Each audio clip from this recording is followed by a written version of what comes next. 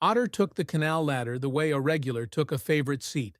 Every day, same time, same spot, like it had decided the canal belonged to its routine. The old quayside canal cut through the city like a narrow, patient ribbon. It wasn't wide enough for big ships, only small tour boats, a few liveaboards, and delivery barges that moved slow and steady. On both sides, brick walls rose to waist height with iron railings above, and every few dozen meters a metal ladder dropped into the water for maintenance crews and emergency access. Most people walked past those ladders without seeing them. Mina Han saw everything. Mina worked as a dock marshal for the Canal Authority. Half traffic control, half problem solver. She coordinated lock schedules, managed tour boat timing, and handled the small daily conflicts that came from too many boats in too little water. Her job was to keep things smooth, because on a canal, smooth was safety. A sudden wake could slam a hull into stone. A careless shove could snap a mooring line. A crowded lock could turn into a shouting match.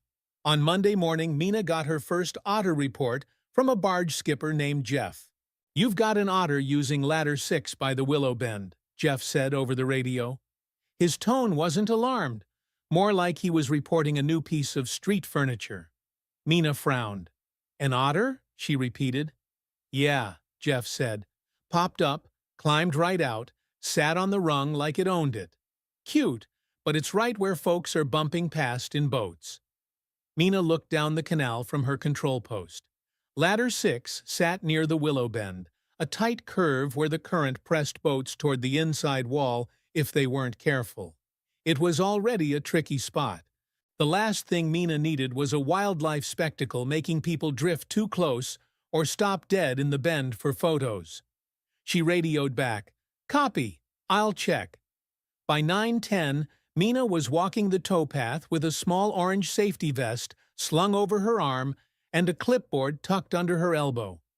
The canal smelled like wet stone and algae, with a faint sweetness from the willows. The water was calm, reflecting brick and sky. As she approached the bend, she heard it before she saw it. Small splashes, quick and tidy, like someone skimming a hand across the surface. Then a sleek brown head popped up near the ladder. Otter. It swam in a tight circle, then grabbed the lowest rung with both front paws and hauled itself up with smooth confidence. Water streamed off its fur in beads. It paused halfway up, belly pressed to the ladder, and looked around like it was checking who was watching. Two tourists on the towpath stopped immediately. "Oh my gosh," one whispered. "It's an otter." Her friend lifted a phone. Mina stepped closer, not rushing, not startling, and lifted her palm gently like a traffic signal. "Please keep moving," she said quietly. "No crowding the ladder."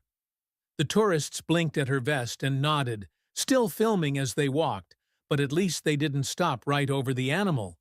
The otter didn't seem bothered. It climbed another rung and sat just above the waterline, whiskers twitching, chest heaving slightly from effort. Then it began grooming, rubbing its face with small wet paws, slicking fur, shaking droplets off like tiny sparks in the sun. Mina watched and felt two thoughts collide. This was adorable. This could become a problem fast. Because ladder 6 wasn't just any ladder. It sat at a point where boats often brushed the wall, where people leaned out with poles to push away, where novice tour captains sometimes overcorrected and rocked their passengers into the railings. If a boat rocked hard near that ladder, it could knock the otter or scare it into frantic movement. If tourists crowded the towpath edge, someone could slip. If captains slowed too much to watch, boats behind would stack up in the bend. Mina's job was to keep the canal boring, so she did what she always did. She turned a surprise into a controlled routine. First, she called dispatch. "We have an otter using ladder 6 at Willow Bend," she said. "Issue a slow pass advisory through that curve. No stopping, no wake." Dispatch replied, "Copy. We'll broadcast to tour operators." Second, Mina walked to the nearest tour boat staging point and spoke directly to the captains. If you see the otter, she told them, you keep your speed steady and low. No sudden throttle, no leaning passengers to one side, no stopping for photos. You pass like it's a cyclist on the towpath. Respect and space. Most captains nodded. A few rolled their eyes like this was inconvenient. Mina didn't argue. On a canal, inconvenient was the price of safety. By lunchtime, the Otter had become a rumor that traveled faster than any official advisory. People pointed toward the Willow Bend. Kids begged parents to go see it. A tour guide began telling passengers, if we're lucky, we might spot the otter that uses the ladder. Mina overheard and immediately walked over. Please don't advertise it, she said politely. The guide blinked. Why not? He asked. People love it. Mina kept her tone firm but friendly. Because crowds change animal behavior, she said, and crowds make boats do stupid things. The guide nodded slowly, chastened. Still, by 2 o'clock, Mina saw the first real test of the day. A small private boat came around the bend too fast, wake pushing against the wall. The otter was on the ladder at that moment, half out of the water, grooming again. Mina raised her whistle and blew one sharp note. The boater jerked his head up, startled. Mina pointed down and then made a slow-down gesture with her hand, palm down, pushing the air. The boater slowed, wake dropping. The canal's surface smoothed again. And the surprising part was what happened next. The otter didn't panic. It simply stayed on the ladder, watching the boat pass with a calmness that made Mina suspect this wasn't the first time it had experienced traffic. Maybe that was why it chose Ladder 6. The Willow Bend created shelter. The ladder offered an easy haul-out, and the canal's steady human rhythm, boats, quiet wakes, might have become predictable enough that the otter felt safe. Over the next 2 days, Mina realized the pattern was even tighter than Jeff had suggested. The otter showed up in the morning, used the ladder to rest and groom, then disappeared into the reed-lined stretch beyond the bend. It returned in the afternoon for another short ladder session. It was using the ladder as a dry platform in a world of water and stone. And the boats, because Mina had made the advisory routine, began passing the bend more smoothly. Captains kept wakes lower. Tour boats stopped stacking up. Even private boaters learned quickly when they saw Mina watching the curve like a hawk. The canal traffic became, ironically, calmer because of the otter. On Thursday, Mina stood near Ladder 6, just as a tour boat approached. She watched the captain, an older woman named Lotta, hold a steady, slow speed, hands gentle on the throttle. Passengers leaned slightly to look, but didn't stand or rush the rail. The boat glided past, barely rocking. The otter sat on the ladder rung, whiskers twitching, unfazed. The boat didn't rock. Mina felt a small, quiet satisfaction. Not because the otter was a mascot, but because the canal had adjusted to shared space without chaos. Otter took the canal ladder because it was stable, sheltered, and perfectly placed for its routine. And the boats didn't rock, because for once, humans behaved like good neighbors. Steady speed, low wake, and enough respect to let a small wild animal keep its favorite seat. By Friday, the canal felt like it had learned a new rule. Not an official regulation posted on a sign, more like a shared habit that spread from captain to captain and from walker to walker. At the Willow Bend, you move smoothly. Mina didn't tell herself it was permanent. She'd worked long enough to know habits faded the moment people stopped enforcing them. But she had seen enough small shifts to feel optimistic, because this one wasn't built on fear.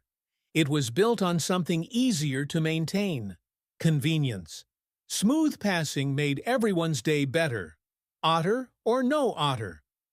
That morning, Mina arrived at her post with a clipboard and a fresh canal advisory sheet.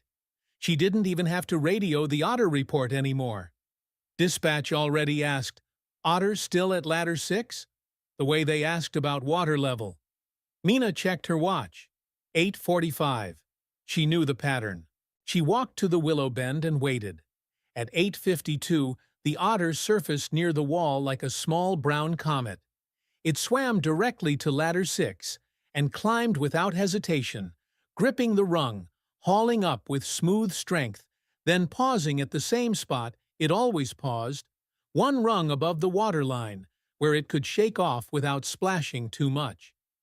Mina watched the whiskers twitch, the head tilt slightly, as if the otter was checking traffic like a commuter. A jogger slowed nearby, eyes bright. "It's here," he whispered to no one. Then, surprisingly, kept moving. No stopping, no crowding. Mina filed that away as a win. But then she noticed the other thing that had been changing all week. The boats weren't just passing slower. Some were passing smarter.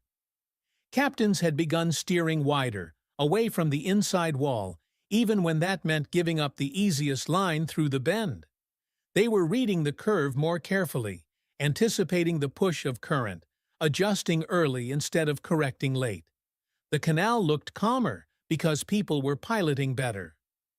At 9:10, a tour boat named River Lace approached the bend. Mina recognized the captain, Lotta, steady hands, no drama. The boat glided in at idle speed, wake barely a ripple. Passengers leaned slightly to see the otter, but no one stood. No one shouted. Someone took a photo, quietly, like they were in a library. The otter kept grooming, unfazed. Then something happened that Mina hadn't seen yet. As the tour boat passed, the otter slipped down one rung and dipped its paws into the water, playing with the surface current like it was testing the flow. It didn't jump off. It didn't retreat.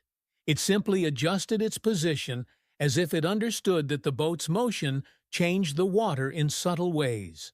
Mina watched closely. Animals didn't become comfortable around traffic overnight. This otter had either lived here long enough to learn the canal's language or had the kind of temperament that tolerated steady motion.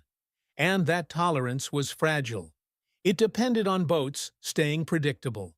That's why Mina didn't relax when the next boat came. A private rental boat, bright blue, loud music, rounded the far strait too fast. Mina saw it coming a full 30 seconds before it reached the bend. The bow pushing water, the passengers clustered on one side, someone pointing at the willow trees like they were looking for the otter spot. Mina's shoulders tightened. Here we go. She stepped closer to the waterline where the captain could see her and raised her hand in a firm, slow-down signal. The boat didn't slow. Music thumped. Laughter carried over the water. The driver, young, distracted, kept the same speed as if the canal was a lake. Mina blew her whistle. One sharp note, not angry, just unmistakable. The driver startled and finally looked ahead. He saw Mina's vest, saw her signal, and slowed abruptly. Too abruptly. The boat rocked. Not dangerously, but enough that passengers grabbed the rail and squealed. The wake slapped the wall and bounced back into the bend like a small echo wave. The otter froze on the ladder, head lifted, body tense. Mina felt a spike of anger, not at the wake, but at the sloppy driving. Smooth matters. On a canal, smooth is respect. The rental boat drifted forward at a now too slow crawl. The driver tried to correct his earlier mistake by creeping, but the damage was done. The sudden deceleration had created more rocking than a steady, slow approach would have. Mina caught the driver's eye and made a steady, forward-rolling gesture. Keep moving. Keep it smooth. The driver nodded, embarrassed, and continued through the bend. The otter stayed still for another long moment, whiskers twitching, eyes fixed on the boat's passing hull. Mina held her breath, afraid the animal would panic, slip, or bolt into the reeds where it might get cornered by the wall. But the otter didn't bolt. It did something smarter. It slipped down into the water quietly and swam under the ladder into the shadow along the wall, away from the open surface where waves were strongest. It used the canal structure like shelter. Mina exhaled slowly. Good choice.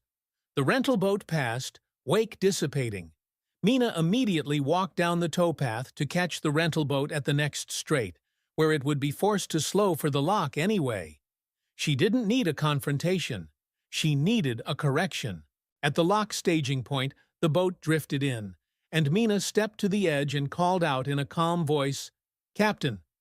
The young driver looked up, anxious. "Yeah?" he said. Mina kept her tone professional. "Through the willow bend," she said, "you enter at idle. Not fast, then suddenly slow. Slow from a distance. No music loud enough that you can't hear instructions. And keep passengers centered. That bend is narrow." The driver swallowed. "Sorry," he said quickly. "We didn't know." Mina nodded. "Now you do," she replied. "You're sharing a tight channel with other boats and wildlife. Smooth is the rule." The passengers were quiet now, the earlier laughter replaced by that mild embarrassment that came when someone realized they'd been those people. Mina didn't shame them. She simply gave them the tools to do better. When she walked back toward Ladder 6, she saw the Otter again, surfacing near the ladder's base, then climbing halfway up and sitting still, watching. It didn't resume grooming immediately. It waited, like it was checking whether the canal had returned to normal. A few minutes later, a cargo barge came through, slow and steady, wake minimal. Mina watched the barge's smooth line, the way its captain anticipated the curve. The Otter resumed grooming. That was the lesson in real time. The animal wasn't tame, it was tolerant of predictability. By the end of the day, Mina had updated the rental company's briefing sheet. Willow Bend equals idle entry, no stopping, low wake. She also asked dispatch to add a short voice note to the morning advisory. Not otter sighting, like a tourist attraction, just wildlife present at Ladder 6. Maintain smooth passage. Small changes. Repeatable changes. That evening, Mina stood by the ladder as the light softened. The willow leaves reflected gold on the water. The canal smelled like wet stone and summer algae. The Otter sat on its rung like it always did, whiskers twitching, eyes half-lidded now, relaxed in the calm. Boats passed slowly. The water barely rippled. Otter took the canal ladder because it was stable and familiar, a perfect haul-out in a hard-walled waterway. And the boats didn't rock most days because Mina taught the canal something simple and practical that worked for everyone, not just the animal. Smooth is safer. Smooth is quieter. Smooth lets wildlife stay calm and keeps boats from slamming into stone.